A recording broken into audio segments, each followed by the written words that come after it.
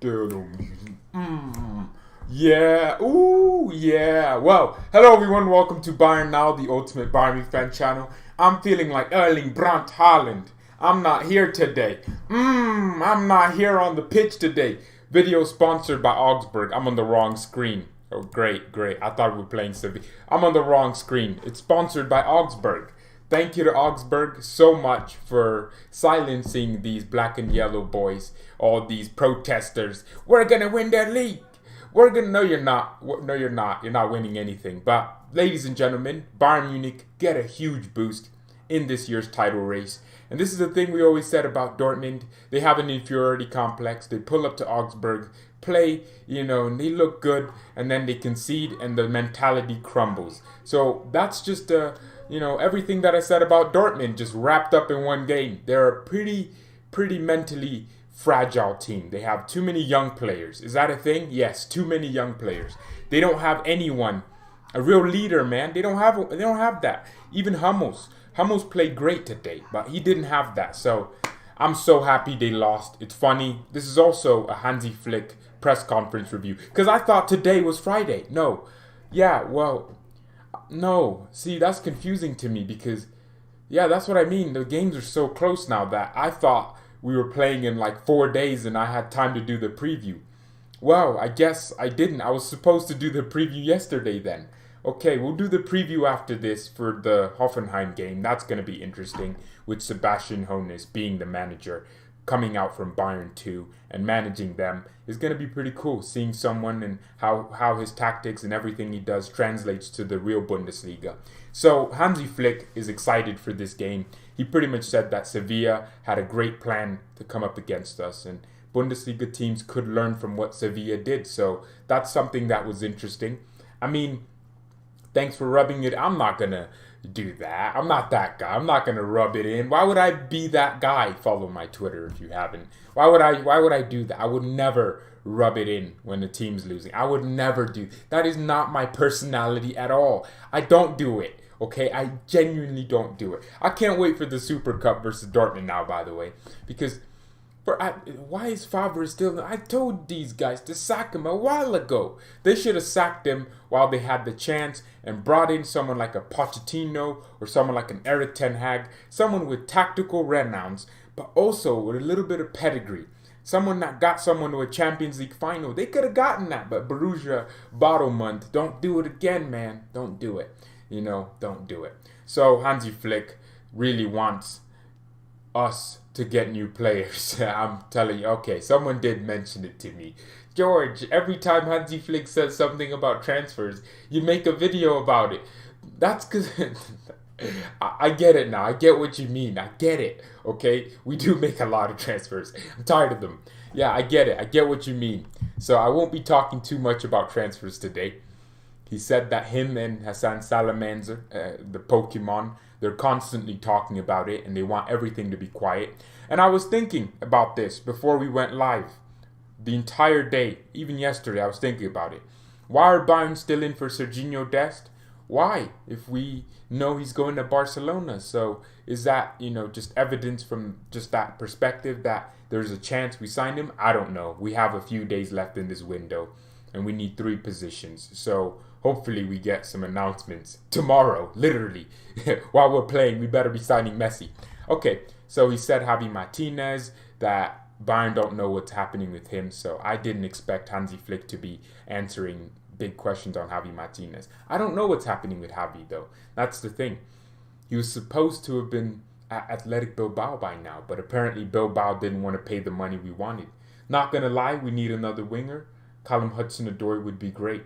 I agree. I think so. No, the thing is with Callum Hudson-Odoi is Mauricio Sorroball didn't really want to play him. And now Frank Lampard, who's supposedly the youth players coach, doesn't want to play him. So I'm thinking to myself, is that down to just him being bad or just maybe the managers don't look at him? And what if the managers can't motivate? What if he needs a change of environment? I don't know. So Hudson-Odoi is definitely an interesting one. And on our style of play, Flick pretty much said we have to get better at controlling games. Just keeping the ball, but still keeping how we create chances. what we do is we pretty much just take the ball. We don't spend time building up. No, we're not a Pep Guardiola tiki-taka, put you to sleep type thing. We're not Louis van Gaal side to side. We're not doing that. We're not doing a Michael Jackson moonwalking backwards with backwards passes. We're not doing that. We just pass forward in between the lines. We take a lot of risk. So Flick is pretty much saying we're going to get better at controlling the tempo. And I can't wait to see that tomorrow, because we're coming off a very tough game versus Sevilla. The players have had 2 days just to get ready, and because they had a day off after the Super Cup final, I'm assuming, and then they had to get better. So Coman's back. Coman will be back in the team. He tested negative, which I don't get. He tested, I guess symptoms might not have shown in that time. So Coman's back. You know, the thing is, the most disappointing thing about Coman being back, first of all, he has a new haircut, so we're going to treat him like a new signing. Whenever he makes a mistake, I'm going to give him the benefit of the doubt because he's a new player. But the thing with Coman is he's so disappointing sometimes. This was his chance, you know. He was going to start over Sané. And then all of a sudden he got the injury, and now we're back to square one where he has to get back to himself and get back to where he was. And I think it's going to be interesting to see how Coman does with that. So I'm glad Kingsley Coman is back. I think it's going to be interesting to see him back. And this game is going to be interesting. That's what Flick is pretty much assuming. So we'll talk about more about the Hoffenheim game in the preview. So yeah, okay. I mean, it's away, so it's going to be tougher. Dortmund losing though. Let's talk about that a little bit more. This is exactly the Borussia Dortmund mentality that I was talking about in my video. They have an inferiority complex. Dortmund, like I always said, is that attractive guy, that really attractive guy, that has the opportunity to go for the sexiest señorita out there. But then he has no confidence in himself to go do it. That's what Dortmund is. Dortmund can't do that. They can't get over that line. And Leipzig as well, dropping points. I don't know why Bundesliga teams have a mentality issue. They have to have a mentality issue, man. Because it can't be anything other than that. Why do they do this so much? Why? Why did they do this? I don't understand. I really want the Bundesliga to constantly be competitive. Well, it is competitive, but at the beginning, two of the contenders already dropping points. Bayern have to answer tomorrow. I mean, look, they always said it, you know, the Bundesliga or just any title race is about just setting the stage, you know. You have to take initiative. Dortmund had a game today. Leipzig had a game today. At the same time, they were both playing. Tough teams as well. Augsburg's not tough. You get what I mean.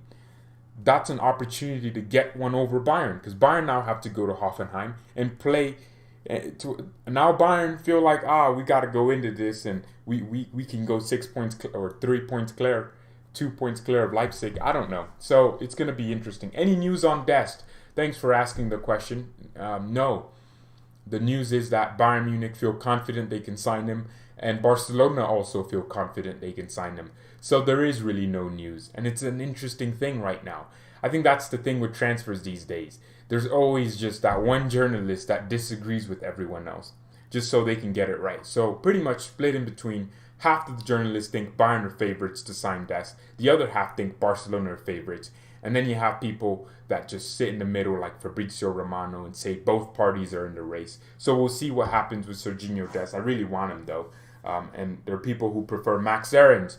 You know, so we won't spend the 25 million that Ajax are demanding for Dest, but we'll somehow spend 35 million or 30 plus million on Aarons, which Norwich would demand. I know that for a fact. So if we don't sign Dest, we won't sign Max Aarons. We'll look for a loan, someone.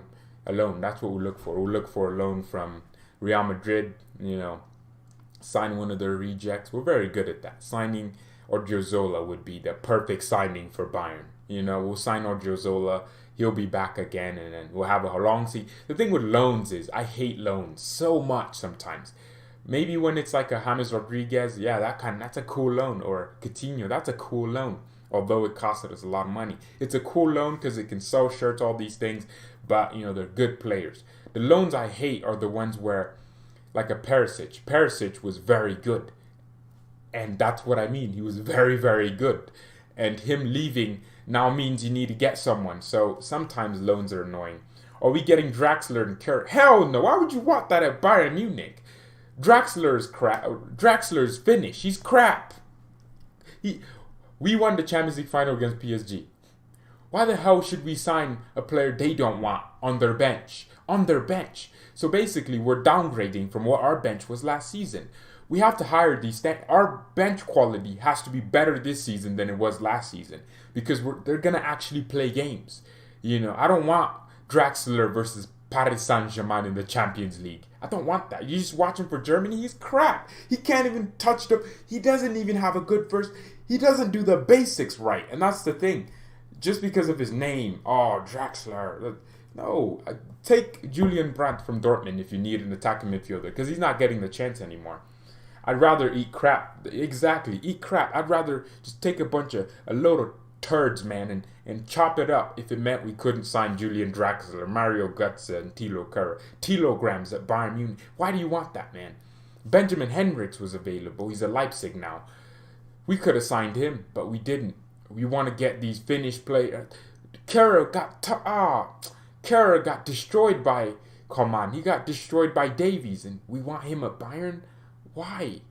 You know, a backup for Pavard this season means they're starting games because it's not like, oh, people are just thinking, 34, but it's not the same season. We're not in a season where we have a game every week or every other week, and then we'll have a Champions League game midweek, and then we'll play on Sunday, 4 days rest. No, we don't have a winter break, first of all. It's like 10 days. It's still a break, but it's 10 days.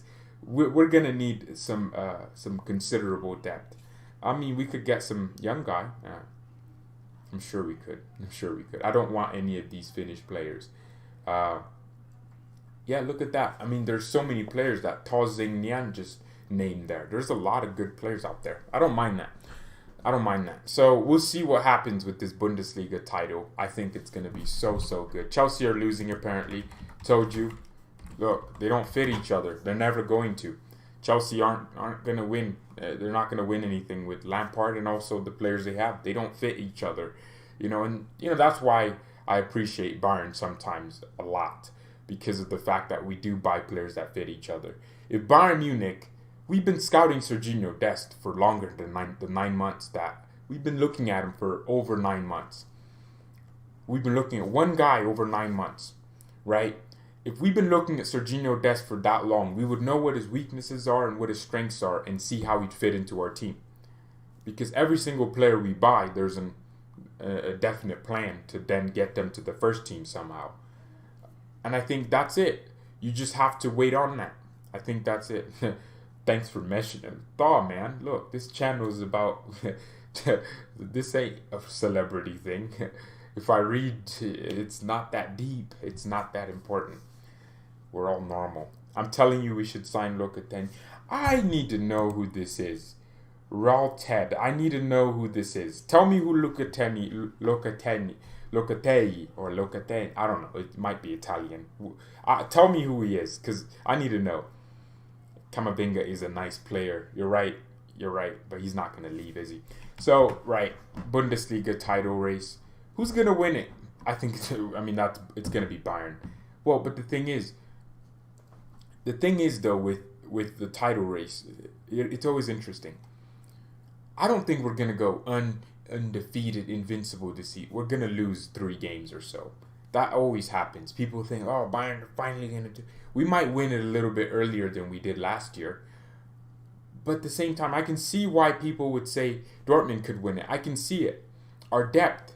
Look, we can't go into games with a tired right back in Pavard, who just played a game 3 days ago. And it was a huge, tough game, Champions League game, where he had Neymar coming at him. And then now he has to play again versus a Leipzig or something. We didn't beat Leipzig last year, and I think Nagelsmann understands how to play us. Just be a lot more energetic. I don't know. But there are games where we could definitely lose. So I want us to get an invincible year. I don't think it will happen because of the depth problem. We do have a depth problem. Our first 11 is the best in the world. But then you look at our bench and you're like, well, if Muller's gone, who's coming on for Muller? But then it's not just about injuries. It's about the fact that we're playing so many games in such a congested amount of time. We're 2 months later into a season than we would normally be, right? So you understand how everything would be crammed into each other. Now we'll have cup games a lot earlier and a lot more frequently, and also Champions League games, and then we're playing the Club World Cup, which is a semi-final and then a final, I believe, and then there's a lot of games. So hopefully we can fix his depth problem. I was going to Arsenal. That's someone we never wanted. We were never linked to him. He was on the targets we could sign list, but not really someone we were actually linked with. So Arsenal getting a great player, but I never really thought Arwa was my top of the list. I think we can go to Serie A and get an Ismail Benissa. Someone like that would be amazing. So yeah, Konate or Upamecano. I think Konate is better, but he's injured. Yeah, Konate has always been better than Upamecano. I don't think people realize that, but he is. So we'll see. I think the most important thing is to just look out and see what's happening, and yeah. Wish we sold Alaba. Oh, yeah, on Alaba as well. I know we'll talk about this in the preview, which will be a very short preview. It wouldn't be longer than maybe 10 minutes. But Alaba. Then what do we do with Lucas? Davies is fully fit now, so he has to start at left back. He's our best left back.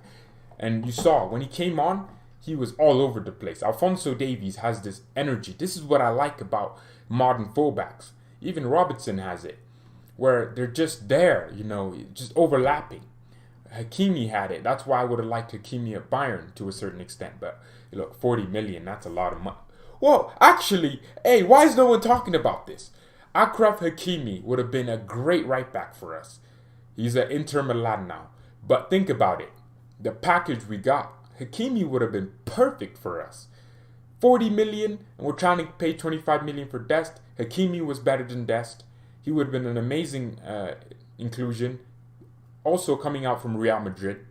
Only 40 million to Inter Milan. And I think he would have come to us if we gave him and there were so many links linking us to him. He would have joined us. But the thing is, we didn't, go in for him because of the price tag. And now we're trying to sign Dest, and he's going to cost us 25. Oh, Werner's missing chances. Oh, seriously, I love when Timo Werner misses, man. It's sensational for me, man.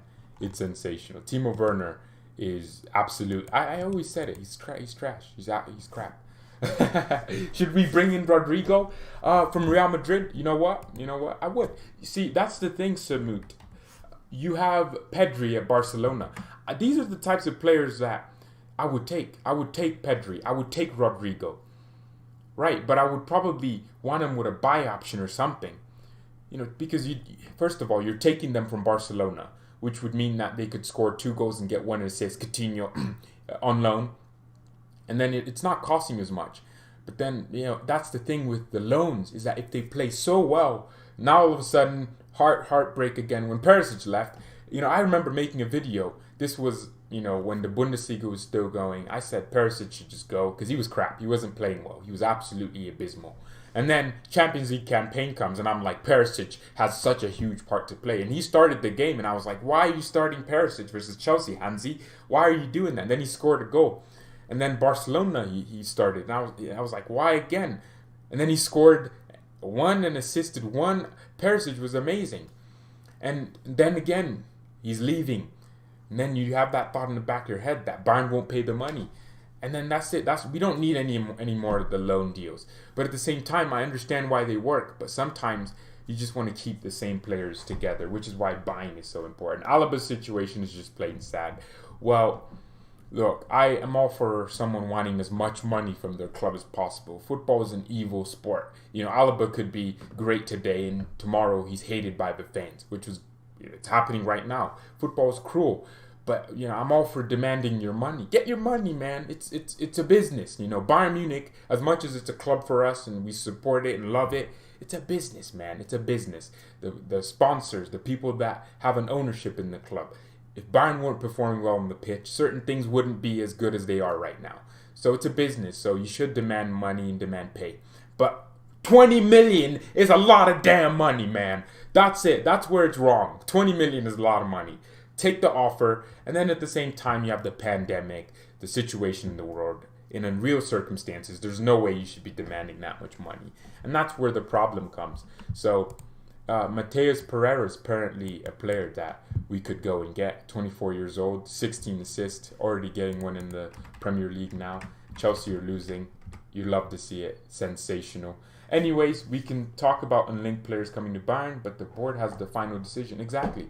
The thing is, the only players that we are really linked to, actually, with Hansi Flick saying what he said in that press conference, that, you know, if we are looking at someone, then they're going to be quiet about it. I don't mind that. That's it. You need that sometimes. Augsburg was excellent. No, Dortmund made Augsburg excellent. And that's the thing. Sometimes that happens in football. So that's it.